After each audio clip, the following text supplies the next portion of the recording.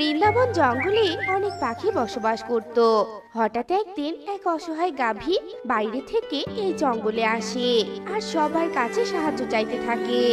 ও পাখিরা, তোমরা সবাই আমাকে একটু সাহায্য করো না গো। আমি যে খুব অসহায়, আমার আপন বলতে কেউ নেই দুনিয়াতে, আর আমি যে গর্ভবতী, করো না সাহায্য। ছি, এর গা থেকে কি দুর্গন্ধ আসছে! নিশ্চয়ই এ কোনো নালা নর্দমা থেকে উঠে এসেছে। তোমরা কেউ একে জঙ্গলে থাকতে দিও না। তোমরা সবাই একে দূরে সরিয়ে দাও। হ্যাঁ হ্যাঁ, সুখী একদম ঠিক কথাই বলেছে।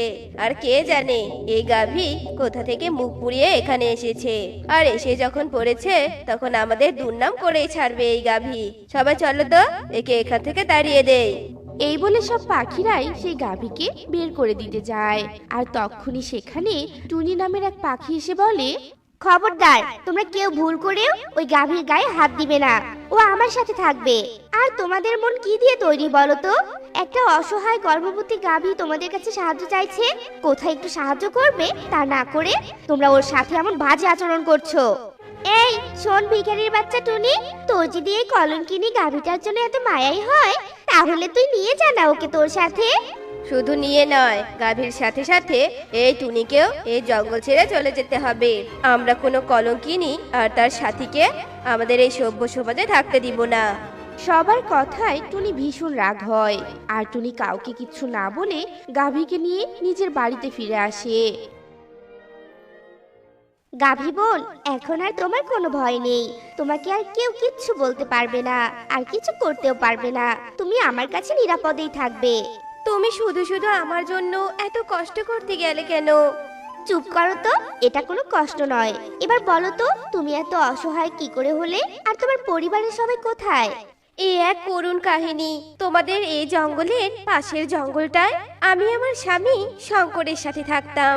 জানো তো, আমাদের সংসারটা সোনার সংসার ছিল। আমাদের একটা গাভী ছানাও ছিল। এদিকে আমি আবার গর্ভবতী হই। সব মিলিয়ে আমরা সুখী দিন কাটাচ্ছিলাম। কিন্তু একদিন আমাদের এই সুখের সংসারে নেমে আসে দুঃখের কালো ছায়া। এক রাতে কিছু দুর্বৃত্তরা এসে আমার স্বামী আর ছানাকে হত্যা করে তাদের মাংসগুলো নিয়ে নেয়, আর আমাকে মেরে সেখানে ফেলে রেখে চলে যায়। ইচ্ছে হচ্ছিল আমি আমার নিজের প্রাণটাও শেষ করে দেই, কিন্তু আমি আমার অনাগত সন্তানের জন্য সেটা আর করতে পারলাম না। তাই বেঁচে থাকার তাগিদে এখানে চলে এসেছি। তুমি আর কেঁদো না গাভী বোন, তোমার সাথে যা হয়েছে তা অনেক খারাপ হয়েছে। তুমি এখন তোমার অতীতকে ভুলে গিয়ে তোমার অনাগত সন্তানের জন্য প্রাণ ভরে বাঁচো। টুনির কথা মতো গাভী তার চোখের জল মুছে নেয়। এরপর টুনি গাভীর শরীরের যে ক্ষতগুলো হয়েছিল সেগুলোতে ঔষধ লাগিয়ে দেয়। এভাবেই দেখতে দেখতে বেশ কিছুদিন কেটে যায়। গাভীও অনেকটাই সুস্থ হয়ে ওঠে, কিন্তু এদিকে তার পেটটাও দিন দিন অনেক বড় হয়। গাভীর ছানা প্রসবের সময় হয়ে যায়। এরপর একদিন জঙ্গলের সবাই টুনির বাড়িতে আসে আর বলতে থাকে, শোন টুনি, তোকে আর তোর এই গাভীকে দেখলে আমাদের অমঙ্গলের শেষ থাকবে না। তাই তোরা দুজনে আমাদের জঙ্গল থেকে চলে যা, তাড়াতাড়ি চলে যা। আমি কোথাও যাব না, আমি এই জঙ্গলেই থাকবো। এই জঙ্গলেই আমার বাড়িতেই থাকবো। কারো সাহস থাকলে আমাকে এখান থেকে বের করে দেখাও। তোকে আমরা বের করেই ছাড়বো। এতে তুই কি করবি শুনি? কালুর কথা শুনে টুনি দৌড়ে গিয়ে রান্নাঘর থেকে বটি বের করে আনে।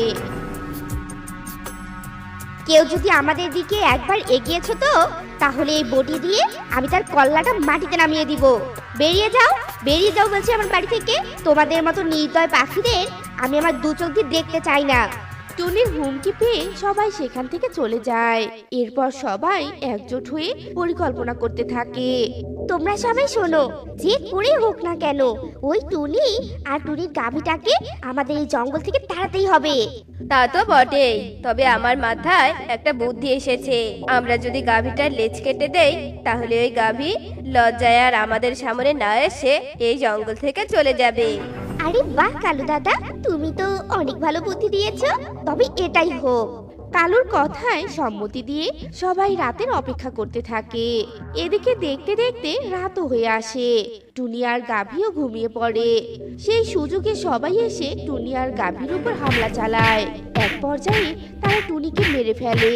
এরপর গাভীর লেজ কেটে দিয়ে সবাই সেখান থেকে পালিয়ে যায়। আহ আহ টুনি বোন, ও টুনি বোন, কথা বলো। টুনি বোন, ওরা তো আমার টুনি বোনকে মেরে ফেলেছে, আমার লেজটাকেও কেটে দিয়েছে, তার উপর আবার আমার বাচ্চা প্রসবের যন্ত্রণা উঠে যাচ্ছে। আমি যে আর এই যন্ত্রণা সহ্য করতে পারছি না। ঈশ্বর, তুমি কেন আমাকে এত যন্ত্রণা দিচ্ছ? আমি যে আর পারছি না। কিন্তু আমি যদি এখানে থেকে আমার সন্তানের জন্ম দেই, তাহলে ওরা তো আমার সন্তানকেও বাঁচতে দিবে না। আমি বরং এখান থেকে অন্য কোথাও চলে যাই। এই বলে সেই লেজ কাটা গাভী তার লেজ কাটার যন্ত্রণা আর বাচ্চা প্রসবের যন্ত্রণা নিয়ে কোনো রকমে ঘুরিয়ে ঘুরিয়ে সেখান থেকে পালিয়ে যায়। কিন্তু জঙ্গলের শেষ কিনারায় গিয়ে লেজ কাটা গাভী আর হাঁটতে পারে না, তার প্রসবের যন্ত্রণা খুব তীব্র হয়ে যায়। এরপর একটা গাছের নিচেই গাভী তার ছানাকে জন্ম দেয়। মারে, তোর কপালটা এতটাই খারাপ যে তুই এক হতভাগী লেজ কাটা মায়ের কোলে জন্ম নিলি, আর সেটাও একটা গাছের নিচে। এসব বলে গাভী খুবই কাঁদতে থাকে। কিছুক্ষণ পর গাভী কান্না থামিয়ে তার ছানাকে নিয়ে বসে থাকে। এভাবেই দেখতে দেখতে বেশ কিছুদিন কেটে যায়। গাভী নিজেও অনেকটা সুস্থ হয়ে ওঠে আর ছানাটাও বড় হতে থাকে। এদিকে জঙ্গলে হঠাৎই অনেক পানির সংকট দেখা দেয়। জলের পিপাসায় সবাই কাতরাতে থাকে, আর এটা গাভী শুনতে পায়। আহারে, পাখিগুলো হয়তো অনেক কষ্টে আছে জল না পেয়ে, ওদেরকে আমার সাহায্য করা প্রয়োজন। এই বলে লেজ কাটা গাভী তার ছানাকে নিয়ে পাখিদের জঙ্গলে যায়, আর সেখানে গিয়ে দেখে সব পাখি জলের পিপাসায় মৃতপ্রায় অবস্থা হয়ে আছে, তাদের গলা শুকিয়ে কাঠ হয়ে আছে। এইসব দেখে লেজ কাটা গাভী আর তার চোখের জল ধরে রাখতে পারে না। এরপর সবাইকে বলে, তোমরা সবাই শোনো, তোমরা আমার দুধ দোহন করো আর সেগুলো খেয়ে নাও, আর দেখবে এতে করে তোমাদের একটু হলেও জলের পিপাসা মিটে যাবে। গাভীর কথা মতো সবাই একটু একটু করে গাভীর দুধ দহন করতে থাকে, আর সেগুলো তারা খেয়ে নেয়। এতে করে জঙ্গলের সব পাখিরই জলের পিপাসা মিটে যায় আর নিজেদের প্রাণ ফিরে পায়। এরপর সবাই গাভীর সাথে করা অন্যায়ের জন্য অনুশোচনা করতে থাকে।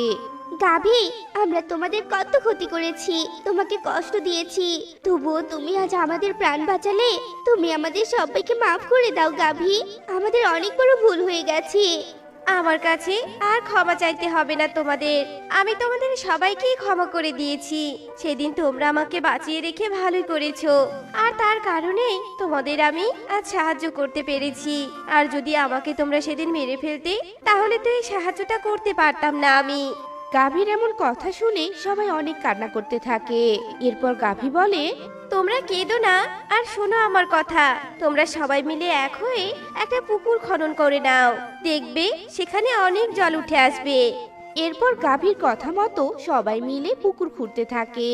এক পর্যায়ে পুকুর খোঁড়া শেষ হয়ে যায়, আর সেখান থেকে অনেক জল বেরিয়ে আসে। এদিকে সবাই অনেক খুশি হয়ে যায় আর গাভীকে ধন্যবাদ দেয়। এরপর সবাই মিলে গাভীকে তাদের সাথেই রেখে দেয় আর অনেক সুখে শান্তিতে হাসি খুশিতে দিন কাটাতে থাকে।